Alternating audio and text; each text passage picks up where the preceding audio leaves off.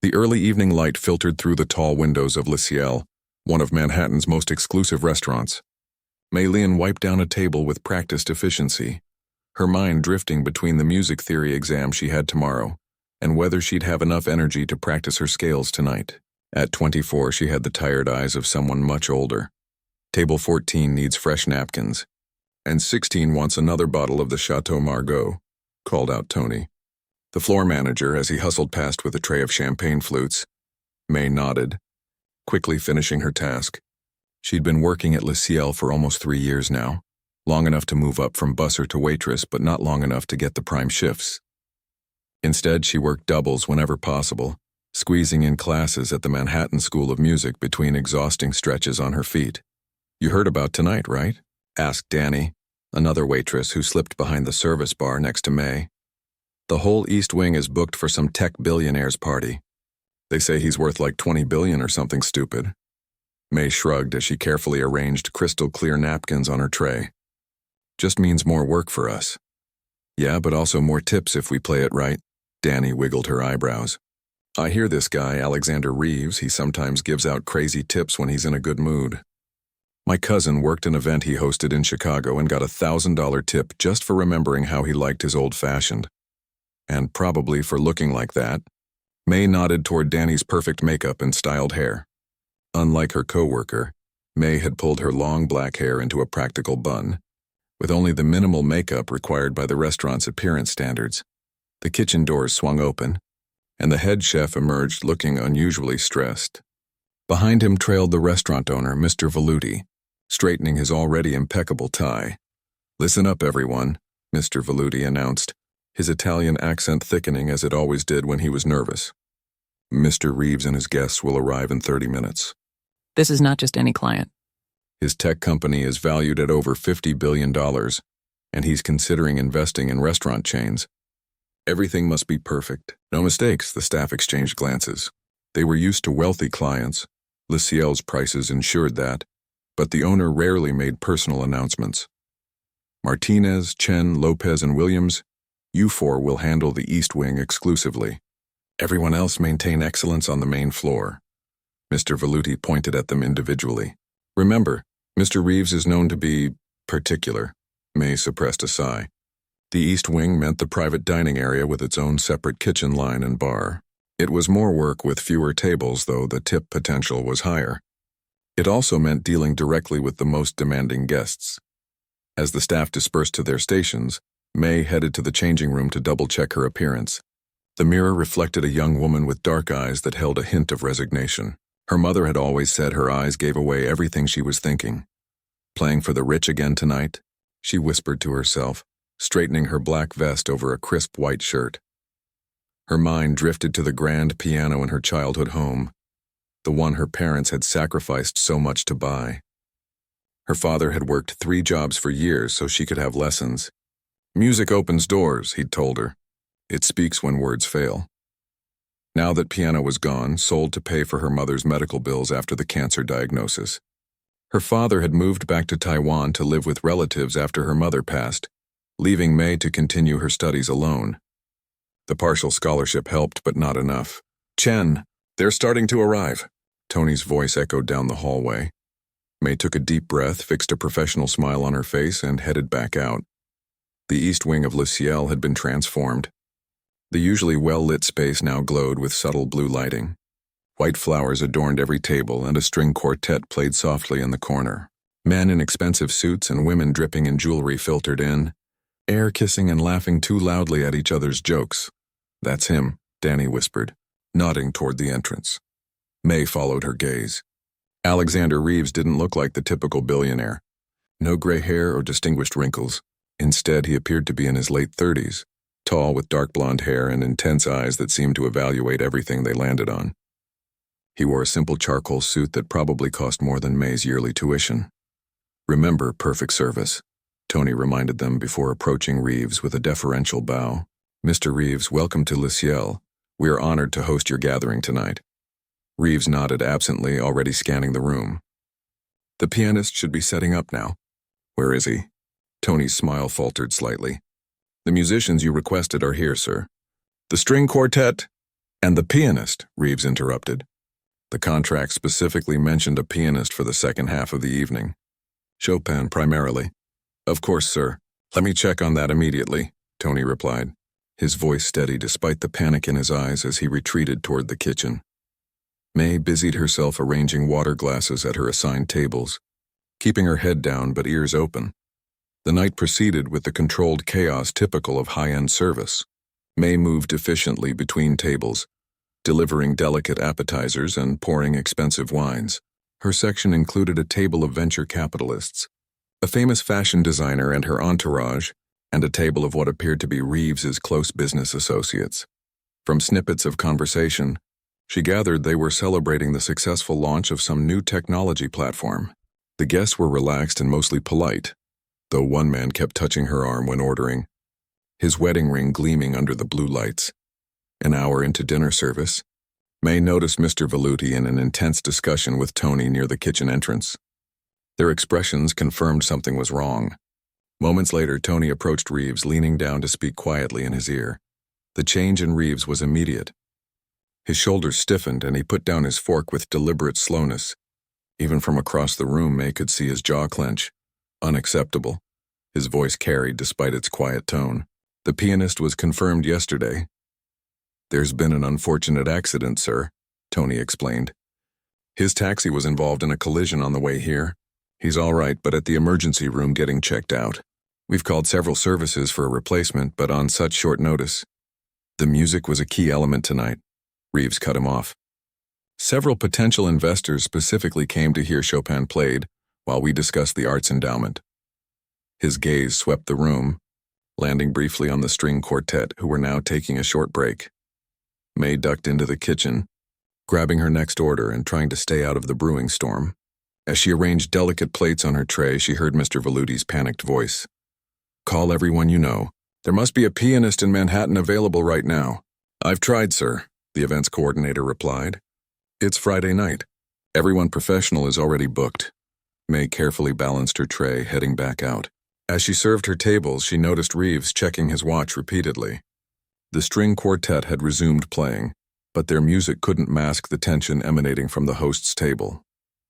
During her next trip to the kitchen, May overheard Danny talking to Tony. Doesn't Chen play piano or something? I remember her mentioning lessons. May froze, her heart suddenly pounding. Tony turned to her with desperate hope. Is that true? You play piano? I study at Manhattan School of Music, she admitted reluctantly. But I'm not a professional performer. I'm still a student, and what's your focus? Mr. Veluti interrupted. Piano performance and composition, but Chopin? Can you play Chopin? Tony asked, grabbing her shoulders. Yes, but not without preparation. Not for someone like him, May protested, feeling trapped. I haven't performed publicly in months. I don't have music with me. I don't even have proper clothes for performing. Mr. Veluti looked at her with pleading eyes. Chen, this client could change the future of this restaurant. If he leaves unhappy, on the unspoken threat hung in the air. In a business with razor-thin margins, even a high-end restaurant like Le Ciel couldn't afford to lose potential investment opportunities. Jobs could be at stake, her job included. What about my tables? She asked weakly, already knowing she was going to give in. We'll cover them, Tony assured her. Just 15 minutes of Chopin. Anything you can manage. Before she could respond, Mr. Veluti was already heading toward Reeves's table. May watched in horror as her boss gestured in her direction while speaking to the billionaire. Reeves turned, his piercing gaze finding her across the room. His expression revealed nothing as he studied her, then gave a single nod to Mr. Veluti. Tony returned to the kitchen, his face flushed with relief. He wants to speak with you. Just be respectful, agree to whatever he asks, and we'll make it worth your while. Extra shift pay plus you keep all your tips. May took a deep breath, untied her apron and handed it to Danny. This is a terrible idea, she whispered, more to herself than anyone else. As she approached Reeves's table, she remembered her father's words from long ago, when stage fright had nearly paralyzed her before her first recital. Music opens doors. Sometimes the doors you least expect. May approached Alexander Reeves's table, her hands clasped tightly behind her back to hide their trembling. The conversations around her seemed to dim as she felt the weight of eyes following her movement across the dining room. Reeves dismissed whatever his associate was saying with a slight raise of his hand. Up close, he was even more intimidating, not because he tried to be, but because he carried himself with the quiet confidence of someone who had never worried about money a day in his life. "Mr. Veluti tells me you're a pianist," Reeves said without preamble, his eyes assessing her as if she were a business proposal. May swallowed hard. "I'm a student at Manhattan School of Music, yes. Classical training? Since I was 6, she answered, trying to keep her voice steady. But I don't have any music with me, and I haven't performed publicly in months." A woman at the table, sleek bob haircut, diamonds glinting at her throat, leaned forward. "Alexander, you can't seriously be considering having the waitstaff entertain us." Reeves ignored her, his focus unwavering. "What's your name?" "Mei-Lin Chen." "Tell me what you know about Chopin, Miss Chen." The question caught her off guard. She'd expected to be asked what pieces she knew, not her knowledge of the composer himself. Behind Reeves, she could see Mr. Veluti making small, encouraging gestures. Frédéric Chopin was a Polish composer and virtuoso pianist of the Romantic period, she began cautiously. He wrote primarily for solo piano. His work is technically demanding but emotional rather than showy. He innovated with form and harmony, particularly in his nocturnes, mazurkas, and polonaises. Reeves leaned back slightly, a flicker of interest crossing his face. "And why did you choose to study him?" This wasn't a job interview, yet it felt like one. May took a breath. "I didn't choose him. My first teacher did, but I stayed with him because his music speaks to something unresolved. There's a melancholy in even his most beautiful pieces. Like he understood that joy and sadness aren't opposites, they're companions." The table fell silent. Even the woman with the diamonds was watching her now. After a moment, Reeves stood up, towering over her. "Walk with me, Miss Chen." It wasn't a request. With an apologetic glance toward Mr. Veluti, May followed the billionaire as he moved away from the table, toward the grand piano tucked in the corner of the room. The glossy black Steinway seemed to gleam under the soft lighting, both inviting and terrifying. "I've got a problem, Miss Chen," Reeves said when they were out of earshot of the other guests. "I arranged this evening specifically to announce a new arts initiative. $20 million dedicated to bringing classical music education to underserved schools." He gestured vaguely around the room. "Half the people here are potential donors I need to impress. The other half are board members I need to convince this isn't just a tax write-off." May blinked, momentarily forgetting her anxiety. "That's a worthy cause. It's practical. Tech companies need creative thinkers. Music education creates creative thinkers. I'm investing in my future workforce." He shrugged, as if the logic was obvious. "But the symbolism matters. I promised them Chopin.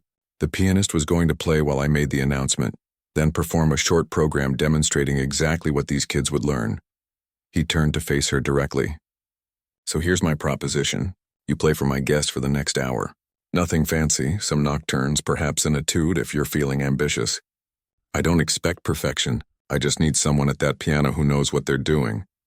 I don't think I can—" "I'm not finished," he cut her off. "In return, I'll donate $50,000 to the scholarship fund at your school."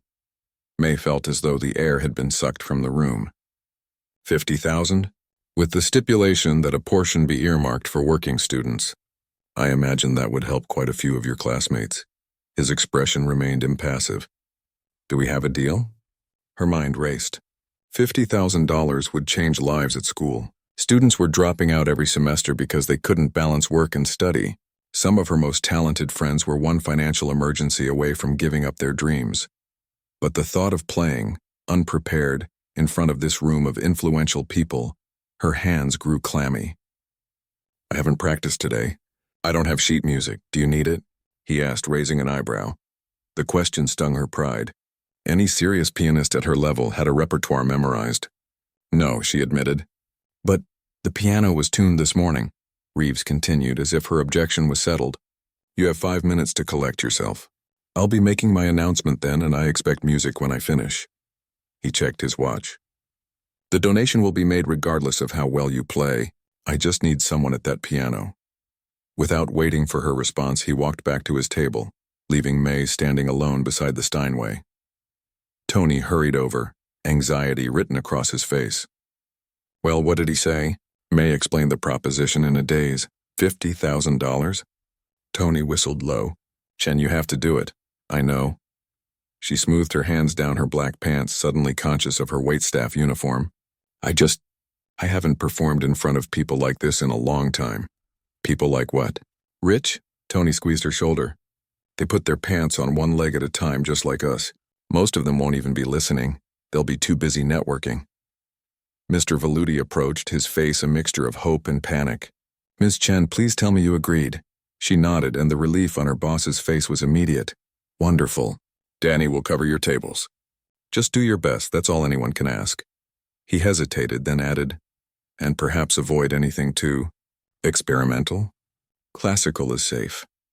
As they walked away, May was left alone with the piano. She ran her fingers lightly over the keys without pressing down, feeling their smooth, cool surface. This Steinway probably cost more than her entire education. Her mind flitted to her father, who had worked so hard to give her lessons. What would he think seeing her now? Would he be proud she was about to play for a room of Manhattan elites, or disappointed that she was doing it as a server, not as a featured artist? Across the room, Reeves tapped a knife against his crystal glass, the clear sound cutting through the chatter. Conversations quieted as he stood. Ladies and gentlemen, his voice carried effortlessly, thank you for joining me this evening. As you know, I rarely host gatherings without purpose. May slipped onto the piano bench, trying to make herself invisible while still in full view of the room. She adjusted the height, buying herself precious seconds to decide what to play. Chopin had composed over 230 works for piano. Which would best please this audience? More importantly, which could she play without embarrassing herself? Her fingers hovered over the keys as Reeves continued his speech. Something about the decline of arts education, statistics on schools without music programs, cognitive benefits of musical training. The words washed over her as she tried to center herself. And so tonight, I am pleased to announce the launch of the Reeves Foundation Music Initiative, a $20 million commitment to bringing classical music education to underserved communities across 5 states. Applause rippled through the room. May saw Reeves glance expectantly in her direction. To demonstrate exactly what these young students will experience, we have a special performance prepared. His eyes fixed on her, a silent command. Music has the power to transform lives. I know this because it transformed mine. More applause, and now everyone was looking at her. May's throat went dry. The faces around the room blurred together, a sea of expectation. She thought of her mother, who used to sit beside her during practice sessions, humming along even when May made mistakes. Music is not about perfection, she would say. It's about honesty. Taking a deep breath, May placed her hands on the keys. The room fell silent, waiting. In that moment of suspended time, she made a decision. Her fingers pressed down, and the opening notes of Chopin's Nocturne in E-flat major, Op. 9, Num. 2, filled the room. She'd played this piece so many times it lived in her muscle memory. The familiar melody steadied her racing heart as she closed her eyes, letting the music flow through her. It wasn't perfect. Without warming up, her fingers felt stiff, and the unfamiliar piano required a heavier touch than she was used to. But as the sweet, melancholic notes drifted through the space, she felt herself gradually relaxing into the performance. She dared to open her eyes. Most guests had indeed returned to their conversations, the music becoming sophisticated background to their networking. Reeves, however, was watching her with an unreadable expression, his champagne glass poised halfway to his lips. As May transitioned to the middle section of the Nocturne, a slight frown creased her brow. She was playing it safe, doing exactly what was expected, pleasant but forgettable background music. Is this why she had spent thousands of hours practicing? To become musical wallpaper? The thought left a bitter taste in her mouth. $50,000 was life-changing money for her school. But was she honoring the music, honoring herself by playing so cautiously? The Nocturne was coming to its conclusion. Soon she would need to choose another piece. As the final notes faded, May made another decision, one that would either prove disastrous or transformative. She took a breath, squared her shoulders, and began to play again. May's fingers shifted on the keyboard. Launching into Chopin's Etude Op. 10, No. 12, known as the Revolutionary Etude. The piece erupted with passionate, storming notes that demanded attention. The sudden change in tempo and intensity caused several nearby conversations to falter. Within seconds, she realized she had miscalculated.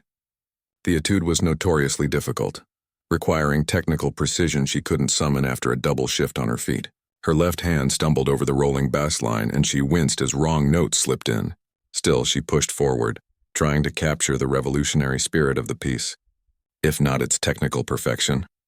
Across the room, Reeves was now watching her with more focused attention, his head slightly tilted. She couldn't read his expression, but the intensity of his gaze made her fingers fumble again.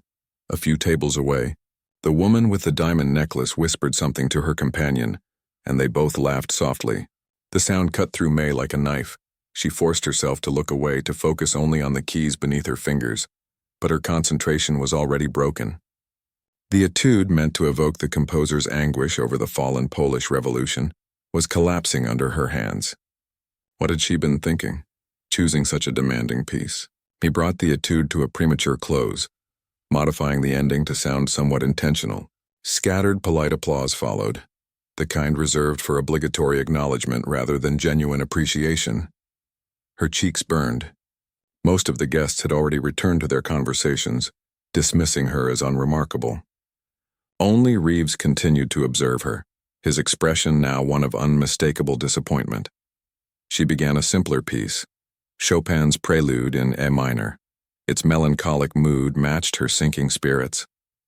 This at least she could play cleanly. The prelude was short and technically straightforward, though emotionally profound. May let the haunting melody wash over her, allowing herself to be carried by its gentle sadness. When it concluded, no one applauded. No one had really been listening. May glanced at her watch. She had played for barely 15 minutes, but it felt like hours. The weight of her failure pressed on her chest. 45 more minutes of this humiliation stretched ahead. She looked toward the kitchen, where Danny and Tony watched with concerned expressions. Mr. Veluti stood nearby, nervously adjusting his tie. She was letting them down, too. Reeves had returned to his conversation, occasionally checking his watch. He had what he wanted, someone at the piano making appropriate background noise. It didn't matter if she played well or poorly. She was just a prop for his announcement. For a moment, May considered walking away. The $50,000 would be donated regardless, Reeves had promised. She could return to her tables, to the job she at least knew how to do properly. But as she contemplated escape, she remembered her grandmother's voice. When you play for others, you are not playing for their ears. You are playing for their hearts. Her grandmother had grown up during difficult times in Taiwan. She never had the opportunity to study music formally, but she sang beautifully. Old folk songs that told stories of struggle, resilience, and hope. When May was small, her grandmother would sing those songs while preparing dinner, her voice rising and falling with the steam from the cooking pots. Music is how we remember, she would tell May. When words are dangerous or forbidden, we put our stories into songs where they can survive. May took a deep breath and began to play again, this time choosing Chopin's Ballade No. 1 in G minor. It was ambitious, perhaps too ambitious for this setting, but the ballade told a story, and right now, she needed to remind herself why she had fallen in love with music in the first place. The opening notes rang out, deceptively simple and questioning. As she played, she tried to disconnect from the room, from the judgment, from her own expectations of perfection. Instead, she focused on the narrative quality of the piece, its journey from gentle inquiry to passionate declaration. Her technique was still imperfect. Fatigue from her long shift made her hands less precise than she would have liked. But as she surrendered to the music itself, something began to shift. The ballade grew in intensity, building toward its turbulent conclusion. Nearby, a server paused while pouring wine, momentarily caught by a passage. An older gentleman at the nearest table stopped mid-sentence, his fork suspended in the air. When May reached the coda, the famously difficult final section, her fingers found unexpected strength. The cascading notes tumbled forth with gathering momentum. No longer timid but urgent and insistent, she leaned into the keyboard, her body now part of the music's expression. As the final chords resounded, she was startled by actual applause, not merely polite, but genuine. The older gentleman was nodding appreciatively, and several nearby guests had turned to watch her. Reeves was standing now, his conversation forgotten as he studied her with new interest. The small success gave May a fragile confidence. She moved directly into another piece without pause. This time Chopin's Nocturne in C minor. Its dark, introspective quality suited the growing sense that she was no longer playing for them, but for herself. More heads turned. A server delivering appetizers slowed his pace to listen. The string quartet, who had been on break, gathered at the edge of the room, their professional curiosity piqued. May closed her eyes, letting her fingers find their way through the familiar landscape of the nocturne. She thought of her father, who had worked 3 jobs to pay for her lessons. She thought of her mother, who had held her hand through her first recital jitters. She thought of her grandmother, whose songs had first taught her that music was a vessel for memory. When she opened her eyes again, she was surprised to find that a small crowd had gathered around the piano. The nocturne came to its gentle conclusion, and this time the applause was warm and widespread. "Play another," someone called out. May looked up, startled to find Reeves standing at the edge of the piano, his eyes alive with curiosity. "You've been holding back," he said, quiet enough that only she could hear. "I've been nervous," she admitted. "Don't be. You have something to say. I want to hear it." He gestured toward the keys. "Play what you love, not what you think we want to hear." The permission from herself unlocked something. May nodded and turned back to the keyboard. Her fingers hovered for a moment as she made a decision. "This next piece," she found herself saying, her voice stronger than she expected, "isn't Chopin." Reeves raised an eyebrow but nodded for her to continue. "It's something I've been working on. A piece I composed, inspired by my grandmother." A murmur of interest rippled through the small crowd. The woman with the diamond necklace had joined them, her earlier disdain replaced by curiosity. May took a deep breath, positioning her hands. She had never played her own composition for an audience before. It existed only in her practice sessions, in the late hours when the music school studios were finally empty. The piece began with a simple melody, reminiscent of a Taiwanese folk song her grandmother had sung throughout her childhood. The right hand carried the tune while the left provided a gentle, rocking rhythm like ocean waves against the island's shore. As she played, May felt a strange calm settle over her.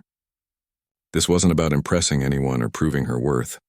This was about honoring her grandmother's story, the young girl who had survived war, who had crossed an ocean, who had built a new life without forgetting the music of her homeland. The composition evolved, incorporating classical structures she had studied, but maintaining the heart of the folk melody. It spoke of longing, of the ache of belonging to 2 worlds, of finding beauty in the spaces between traditions. May forgot about the expensive suits and dresses surrounding her. She forgot about her tired feet and the tables she had abandoned. She even forgot about Reeves and his $50,000 donation. There was only the music flowing from some deep well inside her that had been waiting for this moment.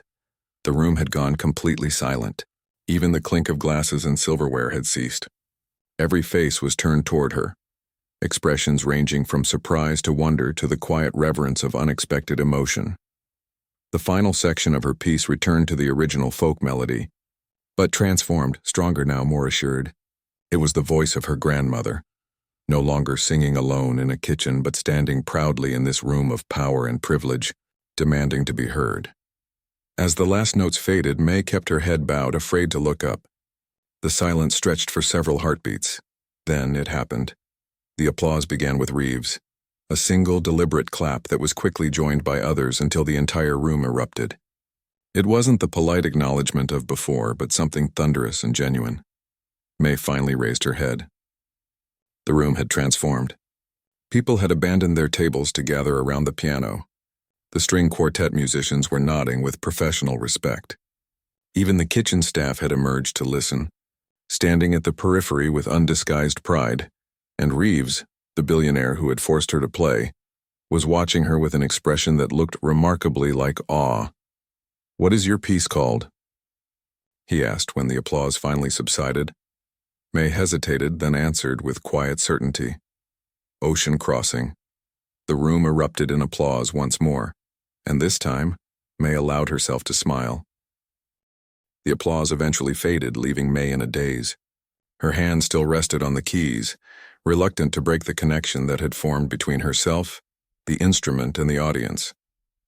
For the first time that evening, she felt truly seen, not as a waitress pressed into service, but as a musician with something meaningful to share. Ladies and gentlemen, Reeves's voice cut through the lingering silence. I believe we've just experienced exactly what our initiative hopes to discover: authentic talent that might otherwise go unrecognized. May blushed, uncertain how to respond to becoming an impromptu poster child for his philanthropy. Please, enjoy your dinner, Reeves continued, addressing the crowd. Ms. Chen will continue to play for us, but I think we can all agree she's earned a short break. People returned to their tables, but the energy in the room had shifted. Conversations now bubbled with mentions of her performance, particularly her original composition. May caught fragments as she stood from the piano bench. Stretching her fingers, reminds me of Philip Glass, but with an Eastern influence, conservatory trained. You can tell. Working as a server, can you imagine? Reeves approached, 2 glasses of water in hand. He offered one to her, which she accepted gratefully. Thank you, she said, suddenly parched. How long have you been composing? He asked without preamble. May took a sip before answering. Formally, about 3 years, but I've been playing with melodies since I was a child. And that piece and Ocean Crossing, it's about your grandmother? She nodded. She came to America in the 1960s from Taiwan. The middle section represents her journey. It's good, he said simply. Coming from him, the understated praise carried weight. Raw in places, but honest. It tells a story without words. That's what I was trying to do. You succeeded. He glanced toward the kitchen where Mr. Veluti was watching them nervously. How long have you been working here? Almost 3 years. And studying at Manhattan School of Music for 4 years. I'm in my final year of the bachelor's program. Reeves nodded thoughtfully. Do you plan to continue to a master's? The question hit a sore spot. I'd like to, but May hesitated, not wanting to sound like she was asking for charity. Financial realities make that difficult. I see. His gaze was analytical but not unkind. You balance work and study? I work doubles 4 days a week, plus a weekend brunch shift. Classes and practice fill the rest. That explains the tension in your upper back when you play, he observed. Fatigue. It affects your technique, especially in the more demanding passages. May stiffened, surprised by his perception. You know piano? A faint smile crossed his face. My mother was a concert pianist. I grew up backstage at performances, watching her practice until her fingers bled. His expression grew distant. I have an ear, if not the discipline. Before May could respond, the woman with the diamond necklace approached. Up close, May could see she was older than she had first appeared, perhaps in her 60s, with elegantly maintained features. Alexander, you've been holding out on us, she said, her eyes assessing May with new interest. You didn't mention your pianist would be performing original compositions. I didn't know, Reeves replied. Ms. Chen is full of surprises. Patricia Winters, meet Mei Lin Chen. The woman extended a manicured hand. That was quite moving, my dear, particularly for an impromptu performance. Thank you, May said, shaking her hand. The diamonds on Mrs. Winters' wrist caught the light, probably worth more than May's entire education. Patricia sits on the board of the New York Philharmonic, Reeves explained. And she's a significant donor to our new initiative. Among other things, Mrs. Winters added with a laugh. I've been telling Alexander for years that these outreach programs need to focus on composition as much as performance. Young musicians should be encouraged to create, not just interpret. She smiled at May. Your piece makes my point beautifully. Who are you studying composition with? Dr. Abernathy, May replied, naming her professor. Eleanor? Oh, she's brilliant. Difficult but brilliant. Please tell her Patricia says hello. She turned to Reeves. Alexander, we need to talk about adding a composition component to your initiative. Perhaps a competition for young composers, with the winner performed by one of our youth orchestras. An excellent idea, he agreed. Let's discuss it next week. After Mrs. Winters returned to her table, Reeves checked his watch. You have about 10 more minutes of your break. Would you like something to eat? I imagine you haven't had dinner. The considerate question caught her off guard. I'm fine, thank you. No, you're hungry, he contradicted her matter-of-factly. I'll have something sent over. You should eat before returning to the piano. He signaled to Tony, who hurried over. Please bring Miss Chen a meal. Something substantial but easy to digest quickly. Right away, Mr. Reeves, Tony replied, shooting May an amazed look. When they were alone again, Reeves studied her with that same analytical gaze. Your piece has potential, but it needs development. The folk elements are strong, but the transitions between traditional and classical sections could be more integrated. May felt a flash of defensiveness, then recognized the truth in his critique. I've been working on that. It's not finished yet. Few worthwhile things ever are, he replied. That's what makes them interesting. He paused. Would you like to hear a proposal? Her stomach tightened with anticipation. Yes. I promised $50,000 to your school's scholarship fund, and that will happen regardless. But I'd like to do something more specific as well. His eyes held hers steadily. I want to commission you to develop Ocean Crossing into a complete suite. 3 or 4 movements that tell your grandmother's entire story. We'll arrange a proper recording with professional musicians. The piece will be featured at the launch concert for my initiative next month. May's breath caught. I'm still a student. So was Mozart when he wrote his early symphonies. The comparison was ridiculous, but Reeves didn't seem to be mocking her. This isn't charity, Ms. Chen. It's an investment in your work. You'd be compensated fairly. $20,000 for the commission plus royalties from the recording. The amount made her dizzy. It was more money than she made in a year at the restaurant. Why? She managed to ask. Because you have something to say, he answered simply. And because your story, your grandmother's story, is exactly what my initiative is meant to support. Immigrant voices, preserving their cultural heritage while creating something new. It's the American story at its best. Before she could respond, Tony returned with a plate of pasta and a glass of sparkling water. Chef's special for you, he said with a wink. Mr. Veluti says to take your time. May thanked him, still processing Reeves's offer. When Tony left, she turned back to the billionaire. I'm not sure I'm ready for this. No one ever is, he replied. That's how growth happens, by doing things before you're ready. He pulled a business card from his jacket and placed it beside her plate. Think about it. Call my assistant tomorrow with your decision. He started to walk away, then turned back. One more thing. I assume you'll be giving notice here soon. 2 weeks is standard, I believe. The implication stunned her. You want me to quit my job? I want you to focus on your music, he corrected.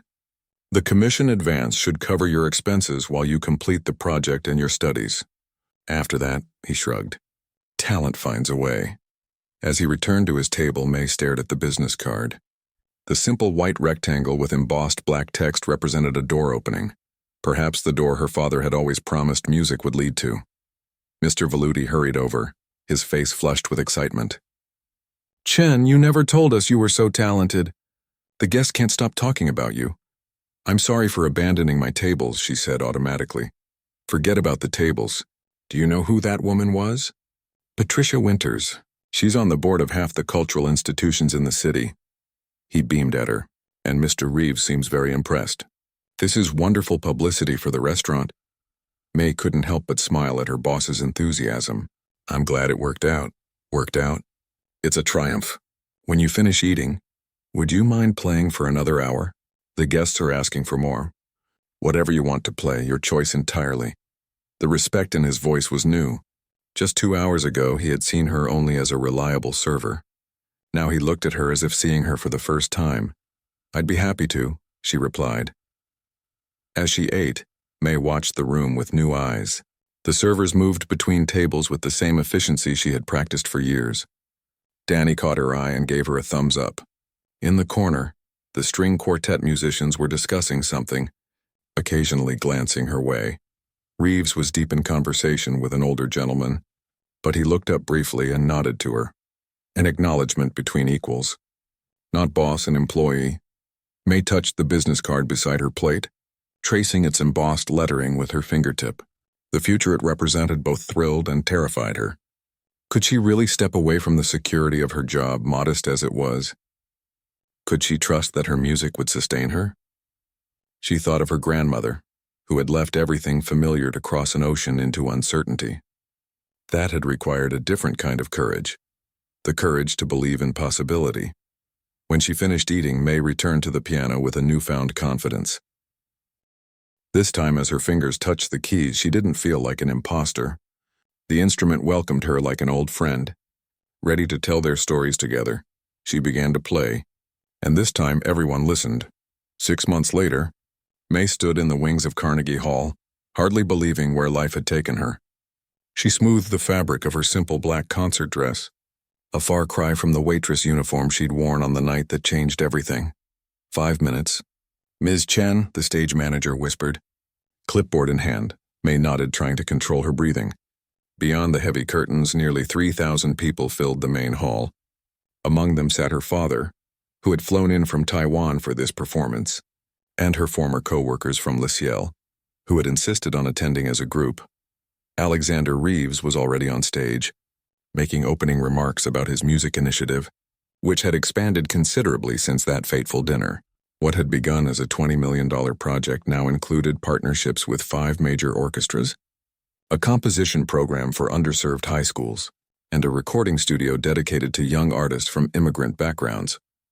Music speaks across boundaries, Reeves was saying, his voice carrying effortlessly through the hall.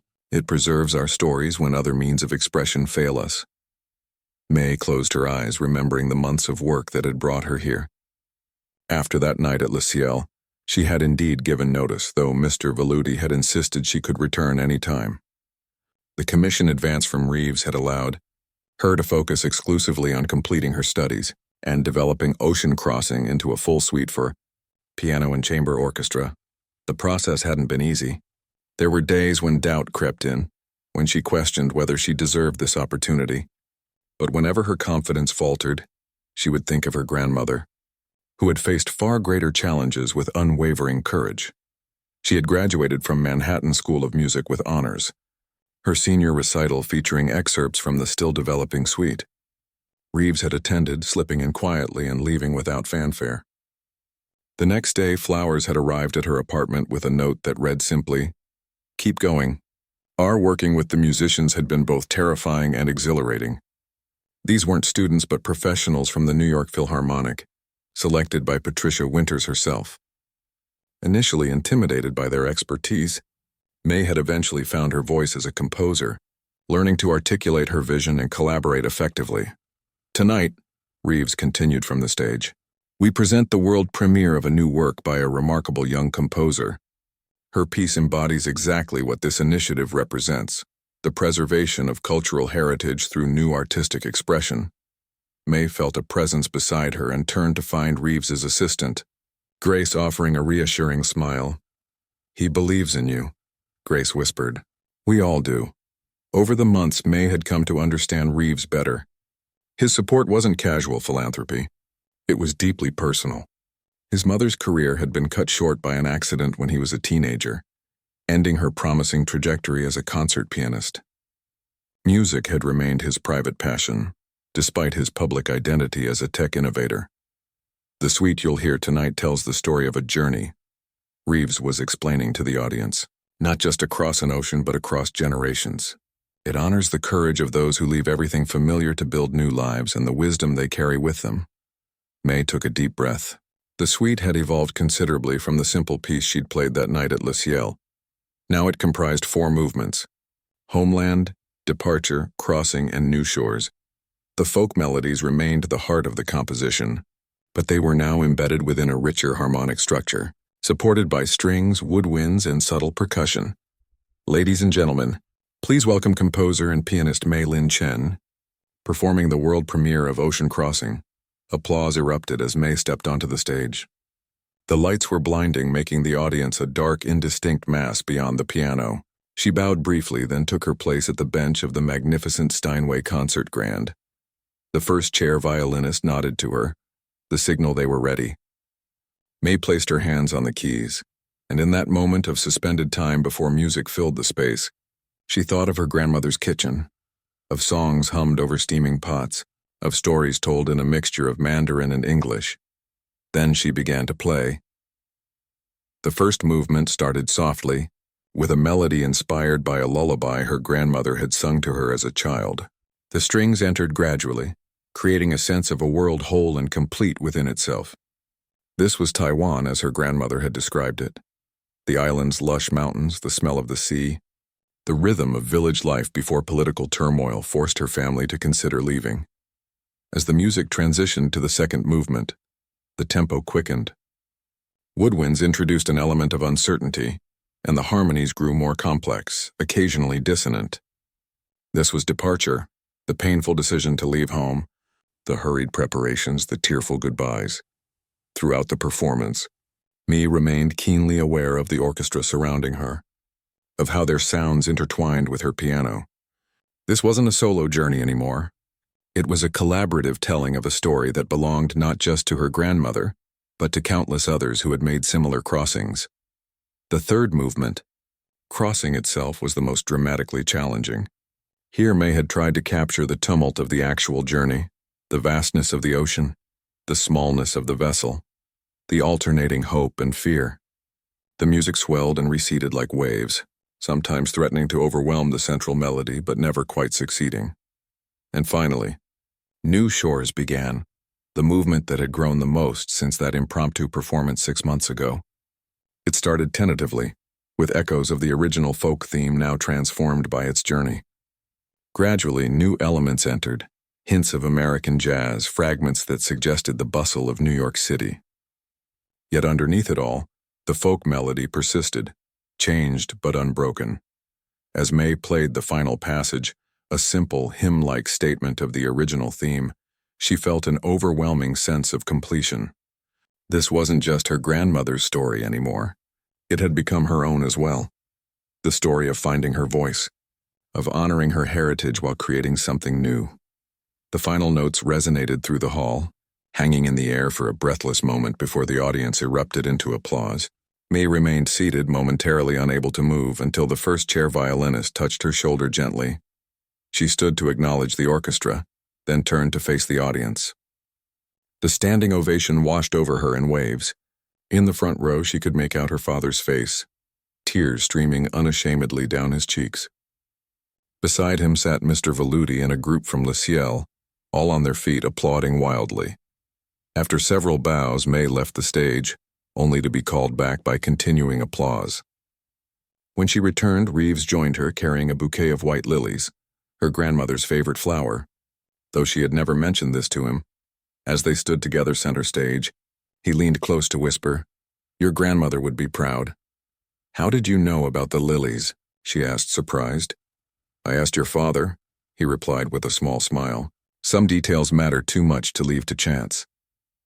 Later at the reception following the concert, May found herself surrounded by well-wishers, music critics, fellow composers, potential commissioners. Patricia Winters introduced her to the director of the Juilliard graduate program, who expressed keen interest in her application for the fall semester. Through it all, May observed Reeves keeping a respectful distance, allowing her this moment in the spotlight. When she finally had a chance to speak with him alone, she asked the question that had been on her mind for months. "Why me? There are thousands of music students in New York. Why did you choose to help me?" Reeves considered her question carefully before answering. "I didn't choose you, May. Your music did." He gestured toward the hall where her composition had just premiered. "When you played your grandmother's song that night, you weren't performing. You were speaking truth.